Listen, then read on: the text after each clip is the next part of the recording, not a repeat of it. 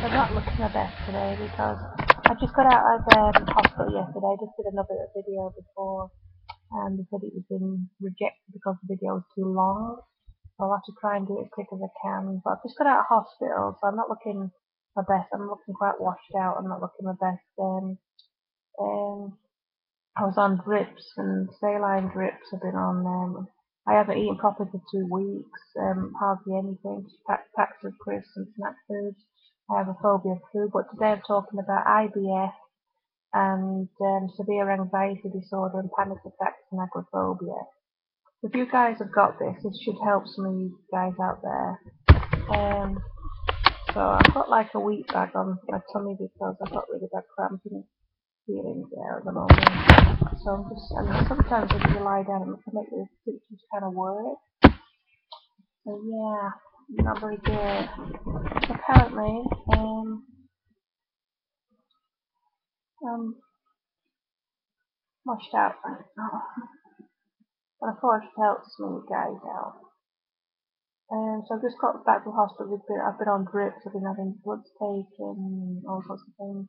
I got that bad. I just had to have an enema yesterday. Was not very delightful, not very delightful at all. So with IBS you can go one way or the other. You can get severely constipated, or you can get very bad severe diarrhea.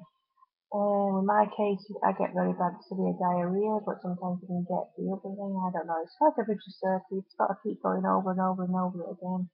You just want to feel better. I just want to talk a bit about anxiety disorder at the moment. If you guys have ever had really well, who doesn't suffer with anxiety? If you don't suffer from ever anxiety at some stage in your life, then I don't know, you're very lucky. But anyway, so because I think everyone in their life gets very anxious, don't they? And like I said, I suffer from very bad agoraphobia. I have depression because I feel like if I can't get out, I don't know. And I just feel so fatigued at the moment. The fatigueness that I feel at the moment is unbearable. It's terrible. I want to get back to myself again and start making singing videos and dancing videos.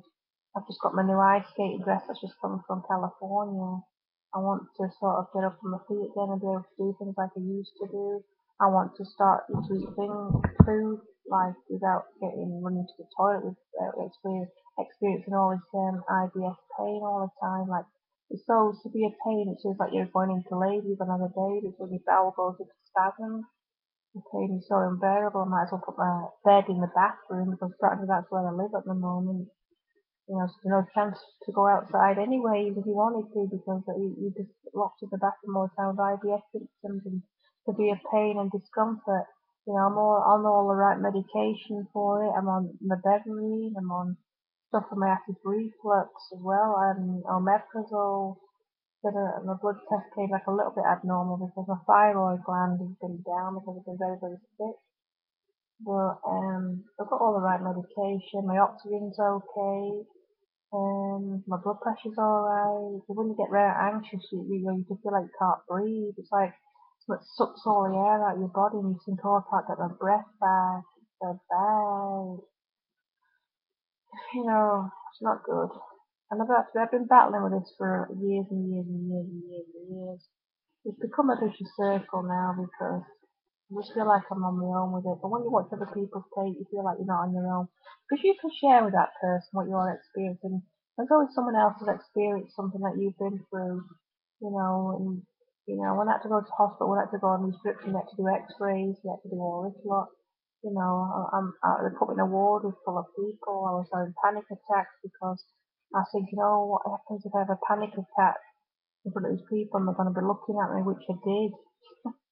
They put me in a ward full of people, and my anxiety was so sky high. I had a panic attack and I was shaking like mad. I went all cold, my heart was racing. Just can you keep out when I make this video? I don't want you on there.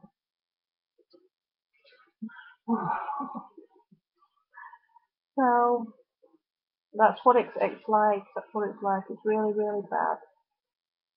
I've been getting a load of flu symptoms, like I've really got really bad flu. If you ever guys have ever experienced with flu-type symptoms with anxiety disorder, which I know you can have, because I saw Charles Linden's videos and I recommended videos to you all that suffer from anxiety, depression disorder, and panic attacks and stuff like that. I recommend his videos. I mean, Charles Linden, I think, yeah.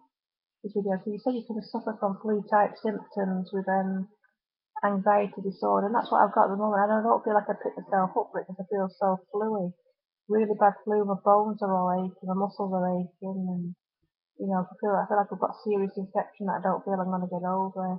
If you've ever experienced this sort of symptoms with anxiety, just drop me a note underneath. I'll have to leave it there for now because I don't want the video to break up because if it's too long, we won't put it on. So if you need to know anything else about it, then just drop me a line. If you do experience these symptoms of anxiety, flu-type symptoms, message it below. Let me know. But yeah, I'm still trying to get over it. I haven't got over it yet, but I'll leave it there for now because I don't want to make it too long a video. So wish you all the best to you. Take care. Bye.